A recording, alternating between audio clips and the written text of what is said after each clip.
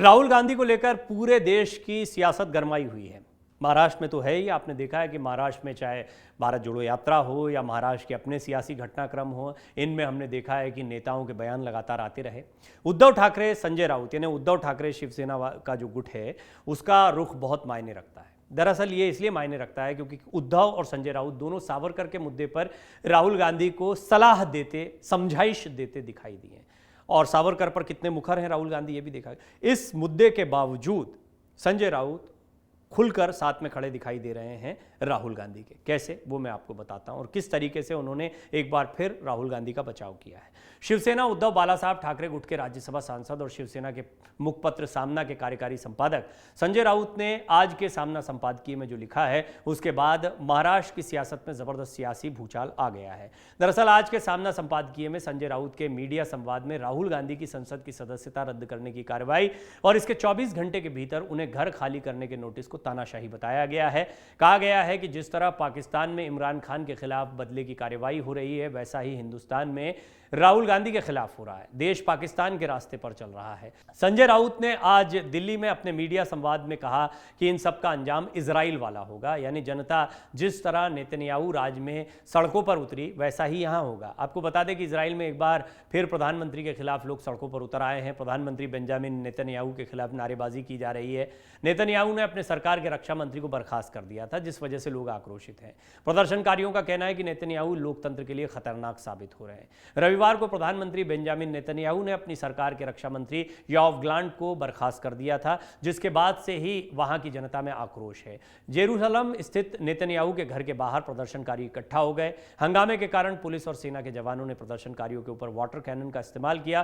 प्रदर्शनकारियों ने प्रधानमंत्री पर आरोप लगाते हुए कहा कि न्यायाधीशों और सरकार के बीच की खींचतान लोकतंत्र के लिए खतरा। मैं आपको बता दूं कि ये खबर नेतन्याहू से जुड़ी हुई दिखाई दे रही। दरअसल संजय राउत ने इस पूरे मामले को जोड़ दिया है कि भारत में ऐसी स्थिति है, लोग सड़कों पर उतर आएंगे, और ये दोनों मामले अलग अलग दिखाई पड़ते हैं, लेकिन वो राहुल गांधी के इस पूरे मामले को इजराइल के इस पूरे मामले से जोड़ते दिखाई दे रहे हैं। और सामना के कार्यकारी संपादक हैं, अपने बयानों के लिए जाने जाते हैं, तो आप अंदाजा लगा सकते हैं कि वो राहुल गांधी को लेकर कैसे एक अलग रणनीति तैयार करते दिखाई दे रहे हैं। और हम अगर इजराइल पर एक बार फिर लौटे तो भ्रष्टाचार के मामले में घिरे प्रधानमंत्री खुद को जेल से बचाने की कोशिश कर रहे हैं, इस तरह के आरोप लगाए जा रहे हैं।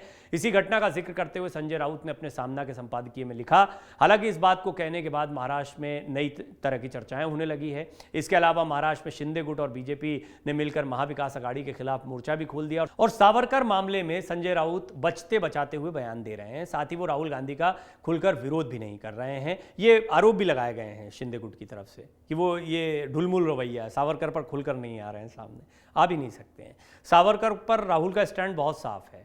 उनसे जब माफ़ी की बात कही जाती है तो वो कह देते हैं कि मैं सावरकर नहीं हूँ, गांधी हूँ, मैं माफ़ी नहीं मांगूंगा। और दूसरी तरफ माफ़ी वीर भी आपको याद होगा, वो एक चिट्ठी दिखाते हैं। बहुत सारी ऐसी चीज़ें हुई। अब इस पूरे मामले में उद्धव का स्टैंड बहुत क्लियर है, सावरकर हमारे आदर्श हैं, सावरकर को लेकर हम कोई भी बयानबाजी नहीं सुनेंगे। लेकिन फिर भी राहुल गांधी के मुद्दे पर सरकार को घेरना है, राहुल गांधी के साथ में खड़े रहना है, तो बड़ी अजीब स्थिति बन गई है वहाँ पर। लेकिन संजय राउत जिस तरीके से अभी राहुल गांधी का बचाव कर रहे हैं, उससे ये लग रहा है कि उद्धव ठाकरे गुट और संजय राउत पूरी तरह से राहुल गांधी के साथ में हैं। ये पहला मामला नहीं है जब सावरकर के मुद्दे पर राहुल गांधी ने बयान दिया हो और शिवसेना उद्धव गुट ने इसका विरोध किया हो। इसके पहले भी भारत जोड़ो यात्रा के दौरान राहुल गांधी पर हमला बोला गया था शिवसेना उद्धव गुट की तरफ से, जो उनके समर्थक माने जाते हैं, और खुद को अलग कर लिया था इस बयान से। एक बार फिर से राहुल गांधी ने वही बात दोहरा दी है। ऐसे में संजय राउत ने उतनी आक्रामकता के साथ राहुल गांधी पर हमला नहीं बोला जैसे वो बोलते हैं, क्योंकि वो बचाव करते भी दिखे राहुल गांधी का। राहुल गांधी के बयान को लेकर संजय राउत काफी सोच समझ कर बात कर रहे हैं और इसी का फायदा विरोधी गुट यानी कि शिंदे और बीजेपी उठा रही है। अगर आप सावरकर के समर्थक हैं तो फिर आपको राहुल गांधी का खुलकर विरोध करना चाहिए और फिर महाविकास आघाड़ी से अलग हो जाना चाहिए। ये बात शिंदे गुट कह रहा है। राहुल को चोरों का चोर कहने की सजा मिली, संजय राउत ये भी कहते हैं।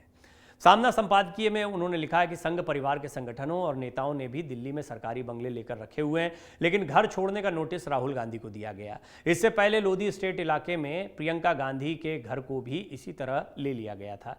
संजय राउत ने आज मीडिया संवाद में कहा कि राहुल गांधी को चोरों का चोर कहने की सजा मिली है। संजय राउत ने पूछा कि अडानी ने LIC, स्टेट बैंक और मेहनतकशों के प्रोविडेंट फंड का पैसा उठाया है, ये जनता का पैसा है, क्या इस पर सवाल नहीं उठाना चाहिए? अगर कोई सवाल उठाए तो उसके साथ वैसा होगा जो राहुल के साथ हुआ। यही केंद्र की बीजेपी सरकार बताना चाह रही है क्या? तो कुल मिलाकर आप समझ सकते हैं कि संजय राउत और उद्धव ठाकरे, क्योंकि संजय राउत की आवाज़ कोई उद्धव ठाकरे से अलग तो है नहीं, ये पूरा गुट खुलकर राहुल गांधी के समर्थन में दिखाई पड़ रहा है। और इजराइल वाली स्थिति भारत में बन जाएगी, ये बड़ी बात है जो संजय राउत कह रहे हैं राहुल के समर्थन में। अमर उजाला अब आपके टीवी पर भी। अपने स्मार्ट टीवी पर YouTube पर सर्च करें अमर उजाला, चैनल सब्सक्राइब करें और देखें ताजा खबरें, वो भी HD क्वालिटी में। और हाँ, बेल आइकन दबाना ना भूलें ताकि हर खबर हो आपके घर। अमर उजाला, निष्पक्ष, निर्भीक, निरंतर।